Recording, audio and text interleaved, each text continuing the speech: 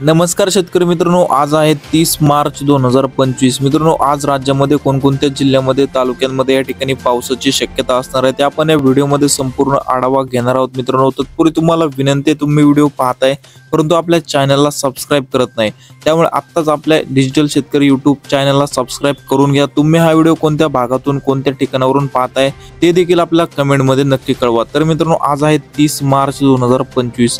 आज दुपारनंतर या ठिकाणी आपण जर विचार केला, या ठिकाणी पश्चिम महाराष्ट्रापासून पावसाला सुरुवात होताना पाहायला मिळते। सांगली, सातारा, कोल्हापूर, सोलापूर या भागामध्ये आपल्याला हवामान हे दुपारनंतर ढगाळ पाहायला मिळते, तर काही ठिकाणी हलक्या मध्यम ते जोरदार स्वरूपाचा पाऊस देखील आपल्याला पाहायला मिळतोय। तसेच मित्रांनो, या ठिकाणी तासगाव, सांगली, इस्लामपूर या भागामध्ये मध्यम ते जोरदार स्वरूपाच्या पावसाची शक्यता ही वर्तवण्यात आलेली आहे।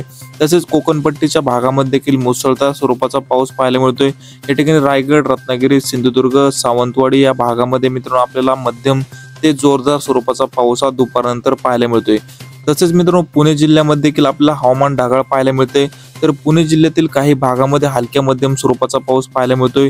या ठिकाणी कामशेत, चाकण, मंचर, शिरूर या भागामध्ये मध्यम ते हलक्या स्वरूपाचा पाऊस हा आपल्याला आज दुपारनंतर पाहायला मिळत आहे मित्रांनो। तसेच मित्रांनो, मराठवाड्यामध्ये देखील बीड, लातूर, धाराशिव, छत्रपती संभाजीनगर, नांदेड, परभणी, हिंगोली, जालना या जिल्ह्यांमध्ये आपल्याला हवामान ढगाळ पाहायला मिळते, तर काही ठिकाणी हलक्या मध्यम स्वरूपाचा पाऊस देखील पाहायला मिळत आहे मित्रांनो।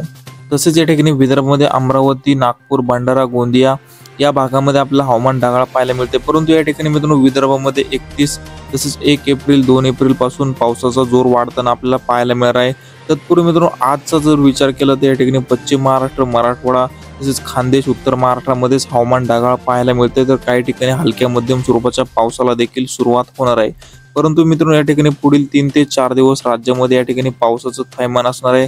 बऱ्याचशा भागामध्ये गारपीट सदृश्य देखील पाऊस होणार आहे, ते आपण येणाऱ्या व्हिडिओमध्ये पाहणार आहोत। त्यामुळे तुम्ही आपल्या चॅनलला सबस्क्राइब करून ठेवा व व्हिडिओला लाईक नक्की करा। धन्यवाद।